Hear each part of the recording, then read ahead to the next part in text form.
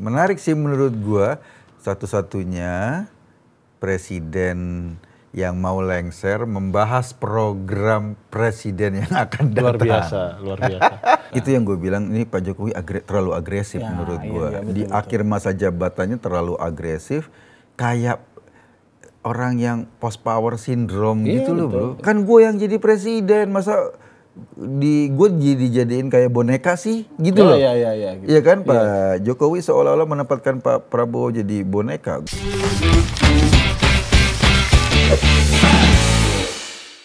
Lo tahu nggak? Kemarin itu gue nggak ngebayangin perasaan menteri-menteri dari PDIP. Kenapa emang? Ketika rapat kabinet, Pak Jokowi katanya membahas program makan gratis di rapat kabinet. Emang Pak Jokowi punya program makan gratis? Ya yang punya program, ya nggak tahu. Ini kan programnya program Gibran sama Prabowo kan. Pak Jokowi pengen ngasih tahu barangkali kepada masyarakat bahwa the real presiden itu, kalaupun Prabowo tetap dia yang mikirin gitu loh, tetap dia yang... Bukan rapat kabinet kali, rapat keluarga kali. Rapat kabinet. Oh rapat kabinet? Nggak ada Bu, Kaisang nggak ikutan di situ, Jan Etes nggak ikut.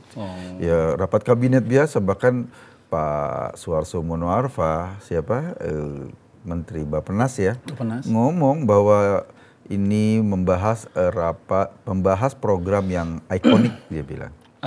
Ikonik dari Prabowo dan Gibran. Sehingga rapat kabinet itu mungkin pada APBN 2025 kan yang dibahas sekarang kan. Itu barangkali program itu akan dimasukin. Mungkin gue nggak tahu benar apa enggak. Tapi kata Bu Sri Mulyani harus hati-hati karena defisit APBN kan sudah nanti kan targetnya 2,5 sampai 2,8% dari PDB nanti jadi problem gitu loh. Belum lagi APBN kita banyak bertumpu sama surat utang negara kan. Ya, gitu. Nah itu menarik sih menurut gua, satu-satunya presiden yang mau lengser membahas program presiden yang akan datang. Luar biasa. Enggak, tapi gimana ya, Pertama itu bukan program Jokowi kan? Iya bukan program Pak Jokowi, program anaknya Jokowi sama Pak Prabowo. Iya kan terus bedanya kan ya ini kan buat punya keluarga aja kan. Iya makanya ada Republik Rasa Kerajaan. Iya makanya maksud gue pertama itu bukan programnya Pak Jokowi. Bahkan kalau bisa dibilang itu makan gratis itu kan sebetulnya program yang sangat jauh karakternya, berkebalikan dengan karakter program-programnya Pak Jokowi kan. Iya. Setidaknya 9 tahun sebelumnya. Jokowi awal. Iya Jokowi awal. Jokowi awal kan bilang saya sih nggak setuju dengan bansos yang dibagi tunai. Saya lebih suka pada bantuan produktif. Itu Jokowi masa awal. Nah sekarang Jokowi akhir ini agak beda. Terus itu satu poin ya, bahwa itu bukan kerjaannya Pak Jokowi sebetulnya pertama. Iya. Yang kedua itu tadi soal anggarannya. Anggarannya mau dipaksakan misalnya, padahal Sri Mulyani udah teriak-teriak tuh. Menurut gua sebagai seorang menteri bawahan dia udah cukup keras sih ya selama ini responsnya ya, bahwa hati-hatilah dalam hal ini. Tapi kok kayaknya santai-santai aja ya? Ya mungkin ada alokasi anggaran dari tempat lain. Rahasia. Yang pertama ya kan kalau kita lihat dari postur anggaran kita mungkin diambil dari subsidi BBM. Jadi subsidi BBM dikurangi, beresikonya Pertalite akan hilang di pasar. Jadi nggak bilang langsung terus terang nanti subsidi BBM kita kurangi atau katakanlah harga Pertalite naik. Kayaknya yang akan diambil bukan kebijakan itu. Kalau misalnya kebijakan subsidi BBM dikurangi, tiba-tiba hilang aja Pertalite gitu loh. Jadi motor-motor kita susah ngisi Pertalite, akhirnya ngisinya Pertamax. Teman-teman Grab yang Gokar, Grabcar atau akan terasa sekali itu. Ya kan kayak premium dulu kan? Ada solusinya tapi sekarang. Apa tuh? Jogetin aja katanya. Atau yang kedua kalau defisitnya makin tinggi, ya utang luar negeri. Kan? Itu makanya utang luar negeri. Mau nggak mau. Ya artinya apapun solusinya itu yang susah kita lah, rakyat lah yang susah. Ya mau utang, kan gini, kompensasi sepiring nasi akan berubah menjadi BBM harganya jauh lebih mahal. Iya. Kalau pilihannya adalah mengambil dari subsidi BBM Atau pajak. Pajak. Dikejar-kejar pajak dengan jauh lebih serius gitu loh, karena membutuhkan pendapatan tambahan. Iya. Atau yang ketiga utang luar negeri. Iya. Ya, dari Bu Mega misalnya mewarisi ke Pak SBY utang luar negeri itu sekitar 1.000 sekian triliun. Pak SBY mewarisi Pak Jokowi utang luar negeri itu 2.000 sekian triliun. Pak Jokowi mewarisi Pak Prabowo utang luar negeri 8.000 sekian triliun gitu kan. Ya, kalau tadi kan ada 3 solusi ya. Antara BBM itu subsidinya, atau pajak, atau utang luar negeri. Tapi yang udah sih biasanya kayaknya tiga-tiganya. Gitu. Iya, sekarang itu kita bayar bunga utang atau bunga dan cicilan ya tiap tahun tuh hampir seharga makan gratis loh sama. Iya. Bunga utangnya itu. Iya, ratusan triliun. Iya, ratusan triliun kan makan gratis kira-kira dihitung itu 178 sampai 399. Ada yang bilang 400 triliun. Ya, bunga utang kita tiap hari, tiap tahun cicil segitu. Pokoknya selama Pak Jokowi anteng-anteng saja semuanya. Tapi kan nanti pada saat Pak Prabowo dilantik, Pak Jokowi nggak ada. Tetap kalau kata pendukungnya pasti ada Pak Jokowi, tenang-tenang aja. Kalau ada pusing-pusing, jogetin aja. Perasaan Pak Prabowo gimana ya ketika dibahas? Kan, jangan gitu dong. Itu kan wilayah gua sebagai presiden terpilih kalau dia terpilih nanti kan. Kok sekarang diomongin? Iya, tapi kan emang kita dari dulu juga udah denger kan, Pak Prabowo udah lama mau main presiden-presidenan di kabinet itu. Iya, makanya dong, perasaan dia sebagai presiden terpilih gimana ketika Pak Jokowi seolah-olah kayak nggak mau, kayak agresif banget gitu loh, nggak mau kehilangan pengaruh, nggak mau. Oke, sekarang waktunya Pak Prabowo, monggo silakan Pak Prabowo. Sekarang bahkan program Pak Prabowo dibahas sekarang. Kalau waktunya kampanye, Pak Prabowo kan bahagia sekali. Iya. Iya, Pak Jokowi bantu saya. Nah, sekarang waktu dia yang akan ketika sudah menang versi quick count, akan bilang, waduh. Ini waktunya gue dong. Ntar dulu Pak. Prerogatif dia sebagai presiden kan. Gue dilangkahi ya. Iya, ketika dibahas di rapat kabinet, gue nggak tahu apakah Pak Prabowo kan juga anggota kabinet ya, apakah dia setuju atau tidak.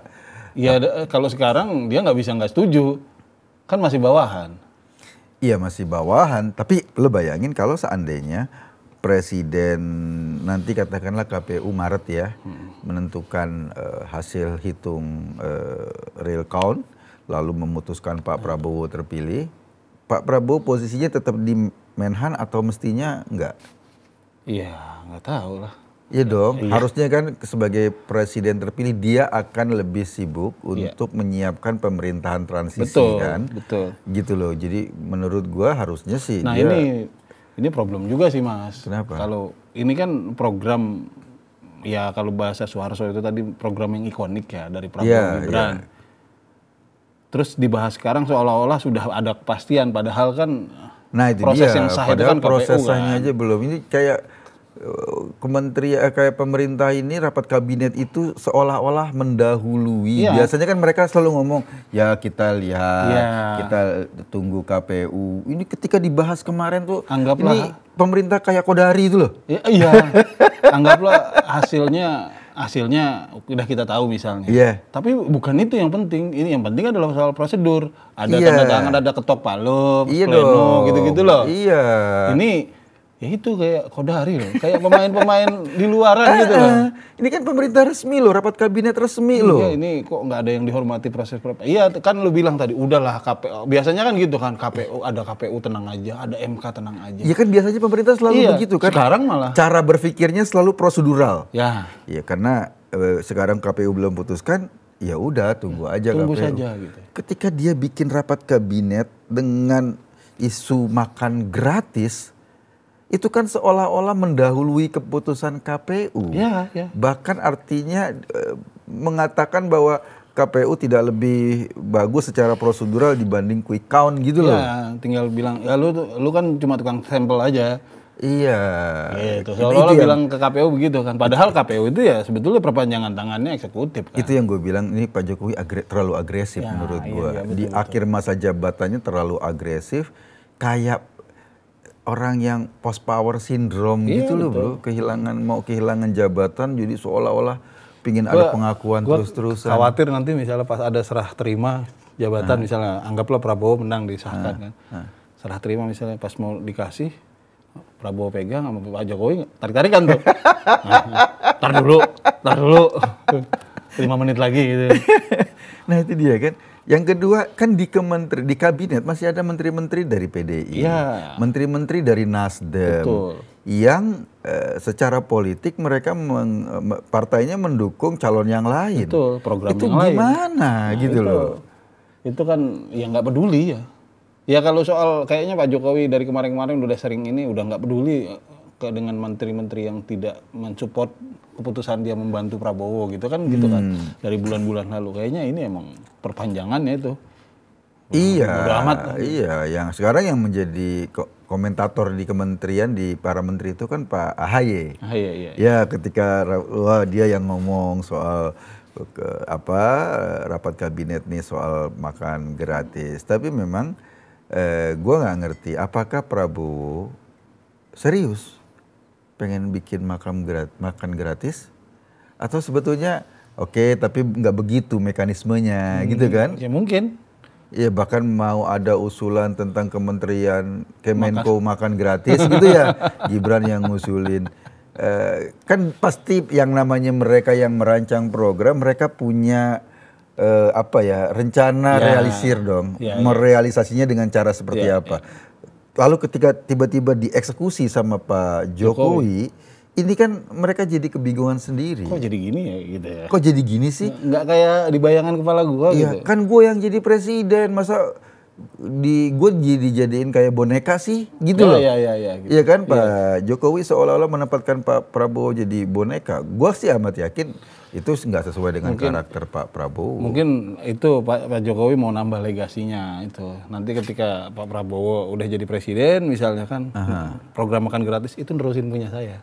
Oh, gitu. Ya tapi kalau itu bisa diterusin. Kalau misalnya Pak Prabowo nggak suka bahwa dia punya cara sendiri untuk memimpin Indonesia, tidak harus sama seperti Pak Jokowi, ya kan? Samanya cukup pas ini aja, pas kampanye aja. Iya. Kan ya namanya 2 kali pemilu dia menentang Pak Jokowi melawan Pak Jokowi, artinya kan banyak ketidaksamaan. Dan kalau lihat programnya juga banyak ketidaksamaan, walaupun didukung sama Jokowi sebagai calon, tapi programnya juga banyak yang nggak sama, karakternya berbeda gitu. Nah itu maksud gua pada akhirnya kita kan kayak tadi Mas yang kita bahas dari awal bahwa ini udah layak belum sih dibahas soal program makan gratis. Presidennya belum ada gitu loh, penerusnya gitu loh, programnya yang pertama memang bukan cuma presidennya belum ada, belum diputuskan gitu secara lembaga secara resmi ya. Terus mulainya itu dari berantakan kayak begini nih, udah nggak tahu etik, udah nggak tahu nggak enakan gitu kan, nggak tahu prosedur. Padahal pemerintah itu harusnya yang paling peduli prosedur harusnya ya. Kita ngurus KTP aja prosedurnya 5 hari bisa jadi 17 hari gitu kan. Ini soal makan gratis kok presidennya belum ada, makannya udah. Lu sama juga kayak menteri di rumah dinas ketika habis masa jabatannya. Itu semua di rumah dinas itu disesuaikan dengan keinginan dia. Itu norak banget dah. Gitu loh. Iya kan apa-apa yang ada di rumah dinas itu dibawa atau disesuaikan dengan keinginan dia. Nanti kan masuk menteri baru loh kok gini sih? Gitu loh. Iya. Kayak gitu. Nah, ini kan sama. Iya. Menurut gua ya mestinya Pak Jokowi fokus saja menuntaskan, seolah-olah semua programnya Pak Jokowi udah selesai. Ada masalah besar, beras itu loh, beresin aja itu. Iya, kalau rapat kabinet bicara soal beras, misalnya bagaimana. Nggak urgen sama sekali ternyata, masyarakat teriak-teriak kayak gini nggak urgen sama sekali. Iya. Makanya sekarang ada peribahasa baru. Kalau dulu contohlah ilmu padi. Kalau sekarang makin merunduk. Kalau sekarang ilmu beras katanya. Apa? Semakin lama semakin langka, semakin mahal katanya. Iya, ilmu padi kan makin berisi makin merunduk. Iya. Kalau ilmu cowok makin berisi makin naik. Kalau berat, makin langka, makin mahal, dan makin nggak peduli pemerintahnya. Nah, apa ya, kalau sekarang ini gue nggak ngerti ya, karena kan belakangan Pak Prabowo jarang sekali tuh tampil di publik ya. Oh iya. Gue nggak ngerti apakah ini bagian dari protes kepada Pak Jokowi karena suara Gerindra ternyata nggak signifikan. Mengecewakan itu ya. Mengecewakan lah suara partainya Pak Prabowo. Kalaupun dia menang, Aneh. tapi suara partainya mengecewakan. Aneh kan, karena 2 pemilu sebelumnya elektabilitas Pak Prabowo itu kan sangat tinggi kan. Ya.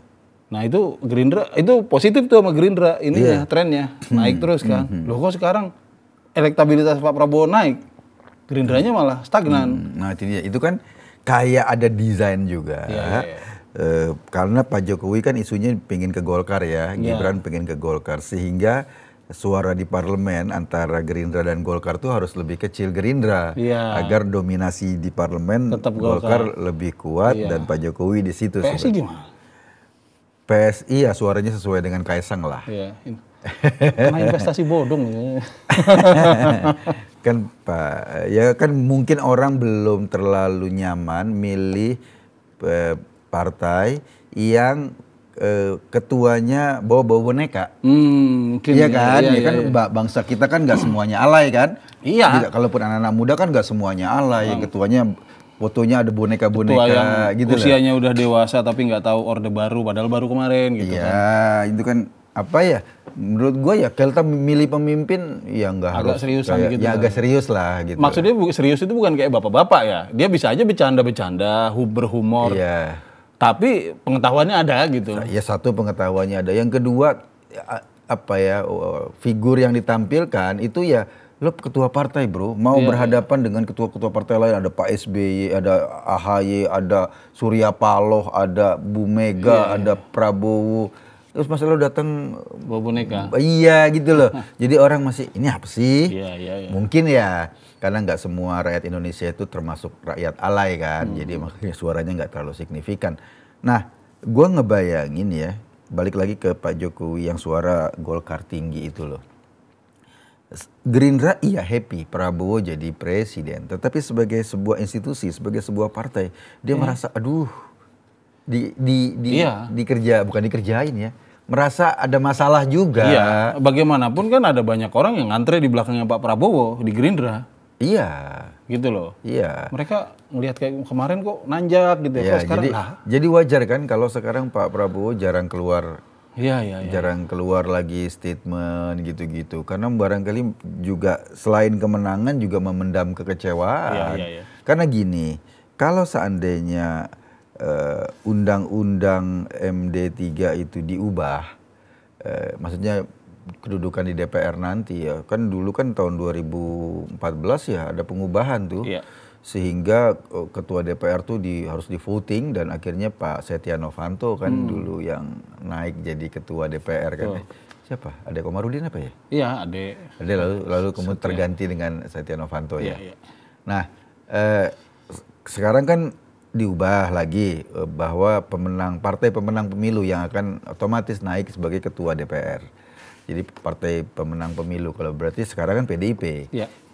Gue sih yakin bakal ada, gue yakin ya kalau lihat dari karakternya Pak Jokowi, atau itu bakal ada perubahan undang-undang MD3 lagi. Mungkin iya. Ya karena kan lu bayangin ketua partainya nanti partai oposisi misalnya PDIP sebagai oposisi kan pasti ada perubahan.